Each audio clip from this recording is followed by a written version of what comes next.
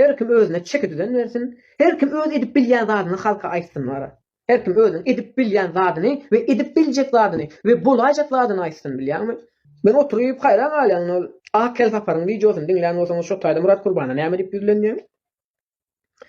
Demokratik hareketinin lideri ve halk prezidenti diýip ýüzlenýär. Ýani halk prezident, narodny izbrany prezident diýip ýüzlenýär Murat Gurbana ýüzlenende. Salam, hormatly ýyleşler. Giç ýaşy. Bugün ýary gece 2022-nji ýylyň 12-nji martyndan 13-nji martyna geçilýän gece, ýagny 13-nji martdan ilkinji minutlary alýan wagty sagadyň biz size öz adatdan naşary hoş habarmy getirýär. 2022-nji ýylyň 12-nji martynda bolup geçen nowatdan naşary prezident saýlawlaryny biziň platformadan oppozisiýanyň hem de Türkmenistanyň milli raýatlarynyň protest hareketiniň adından bu prezident bäsleşigine hödür eden kandidatymyz, dalaşýarymyz Murat Gurbanow bu saýlawlarda ýeňiş alany. Salam, gaderli ýyleşler, mehriban watandaşlar. Bugün biz ýene de onha efirde siz bilen öz şahatlygymyzy paýlaşmakçy. Bütün dünýäden türkmenler bu gepleşige, Zoom gepleşigine gatnaşýar. Bilişiňiz ýaly dün 2 aprelde, ýani mukaddes burada aýynyň 1-nji gününe Türkmenistanyň wagtynyň öň geçirilen nowatdan daşary prezident saýlawlarynyň 2-nji tapgyry bolup geçdi. Şol 2-nji tapgyrda bilişiňiz ýaly dün biz size onu habar berdik ki işten soň dalaşýar görkezlen Murat Gurbanow ýeňiş alany. Näme üçin bulardan beýtýär? Spesial edýärler bilýän, spesial edýärler. Meselem, ýurtda diktator barmy bar? Ýurtdaşynda opozisiýa barmy bar? Muny halk saýlapdyrmy, saýlapdyr. Diýmek barmy bar? Ha. Diýmek bu hereketler näme bolýar? Yurtdaki diktatörü aklamaklyk bolýar. Ay, o diktatör däl eken, ana opozisiýasy bar eken Ýewropada. Ýewropada opozisiýasy bar. Halk saýlan prezidenti bar Ýewropada. Niýede näme üçin diktatör diýýär? Ana bar eken diýär. Dogry dämi? Emma oglany hereket etmeýär. Özlerini resmileşdirmek edýän hereketlerini resmileşdirmek üçin hereket etmeýärler. Ýurda gitmek üçin hereket etmeýärler. Dine etjek bolýan zatlary biziň jemgyýetimizi gurbanlar, pida etjek bolýarlar, bilýärmi? Çünki bu demokratiýa, bu zatlaryň hemmesi hilegerleriň gurunduzy. Indi bu nädip beýle bolýar diýen teredim. Demokratiýa esasında adamzada miting etmeklige, özüň nägeligini bildirmeklige, protest etmeklige ruhsat berilýär. Dogry dämi? Dogry. Ýagny miting etmeklige. Волна протестов туркменских мигрантов, сродившихся в результате COVID-19 и усиления последствий урагана в 2 областях Туркменистана в 2020 году разбудили многих туркмен. К сожалению, этим воспользовались так называемые лидеры нескольких группировок, которые необдуманно толкнули молодежь на протесты, не обеспечив тылы. Например, в Турции у многих протестующих не было действительных документов на проживание. Они жили там с просроченными или утерянными паспортами. Более того, выходили на протесты, нарушив закон, без разрешения местных властей. Все это привело к системным ошибкам. Одним нужен был пиар личности. Оппозиция. Gün şol protestler gurnap, gün şol protestlarda ýanky gatnaşdy. Ine mysal üçin birinji protesti pasolsan öňüne protest konsultan öňüne ine Muhammed Döji ýylan etdi, bizim dewlete bolup boldyk. Ondan ýanky iş migrantlar geldi şoýa. Bizim gражданlar. Sen poko kynçylyk göretýänmi? Halka näme üçin miting edäjek derejä getirýänmi? Bu soraw dörenokmy? Näme üçin bular kanun çykarýarlar, kağıt çykarýarlar, hemmelat halk üçin diýýärler, demokratiýada halk üçin diýýärler, dogry dämi? Bolýar.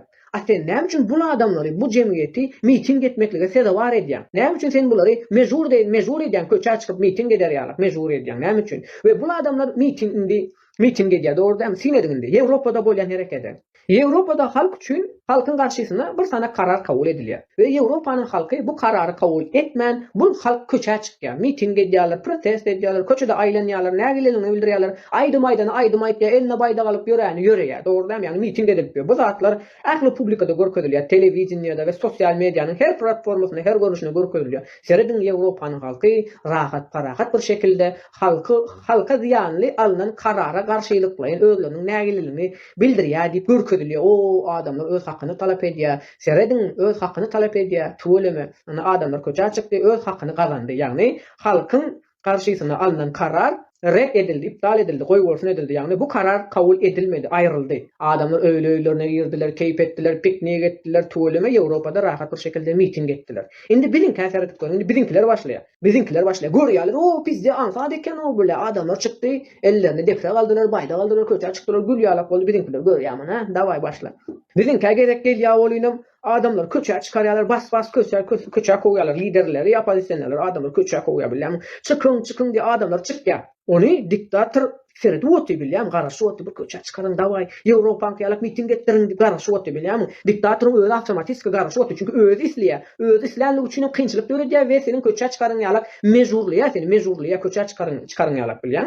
Yoksa bili otuylar, görü otuylar, eşti otuylar, karşılıklı nägelik bildiren adamları tutup edip deport edip türmeye vasıp otuylar, Interpol'un gözlerine göre otuylar, hem zaten havarlı tayyar otuylar.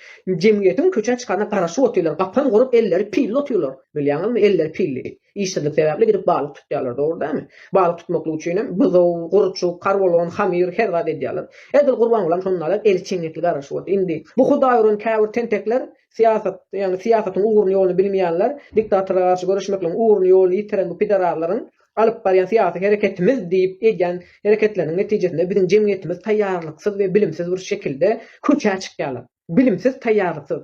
Sebebi bunlar cemiyeti tayyarlamayalar. Eğer bunlar cemiyeti tayyarlasalar, cemiyete bilim, tecrübe, siyasi hareketlerde konkret edip doğru derecede öğretseler, gelecekte bunların özleri prezidentlik vazifede oturup bilmeyenler. Çünkü bilimli, tecrübeli, imanlı halk ikinci gelecek diktatörün külünü savuruyor. Şunun için bunlar bize tayyarlamayalar, bize öğretmeyalar, bize köçe sürüyorlar. Edil oyun derecesinde görüyorlar. Sinet görüşler bile ne için oyun diyorlar. Şunun için bunlar var iki kolunu tutup ağzına vermeli edeceğim. Yani demek yani. Şimdi bunlar köçe çıkardılar adını. Kurban olam karşı. Şimdi bu diktatör ne medya? Diktatör özünün nökörlerini, ispitsalını, yürütülüştürülen öz adamlarını cemiyetin yani toplumun içine koyuyor. Bu adamlar yıkan yumran edip başlıyor. Bu adamlar ne edip manipülasyon edip bu dereceye getiriliyor. Bu adamlar türemşikler, neşet atıp tutulanlar, bu adamlar Türkmenistan içinde ağır bir cinayet eden, yani cinayetkar cemiyetler bunlar. Gideti 130 tane adam cinayetkar türmeye düşenler. Bunları alıp tayyarlar, bunları şu cemiyetin içine sokuyorlar. Sonra bu adamlar yıkan yumran edip başlıyorlar. Polislere bıçak atıp salarlar, daş atıp salarlar, magazinleri yakarlar, döverler. Oyunun son diktatörün eli geliyor. Ene tayyar oldu, dudok tayyar oldu. Adamlar uğruş başladı. Bir vuruş başlarlar. Bilen otaydı. Bir vuruş başlarlar. Oppa ne etmeli? Yine bular option bir gideni cinayete giriyordu. Mirni hareket cinayetkar hareketi öğrüyor. Diktatörün eline şans geçecek onda. Küçürüyor nökörlerini. Atın emrini veriyor. Atın diyor. Şimdi Sinet görün, senin atmaklığın için yani ol özünü koruyor, ol biliyor. Özümüzü korumaklı için biz yara kullandık diye. Yani özümüzü korumaklı için biz silah kullandık, yani kurşun sıktık diye.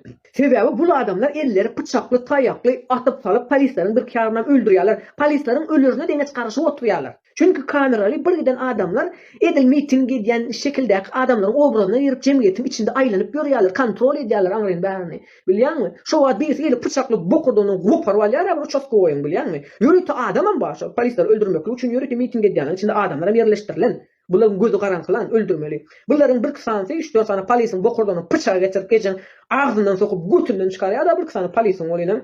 Hoppa, ana şans eline geçti. Bu ne diye atın emrini veriyor. Ve bir giden cemiyeti tekirliyor. Tutuyla tut ya öldürüyor, türmeye ve yine özünün zulüm işini devam ediyor.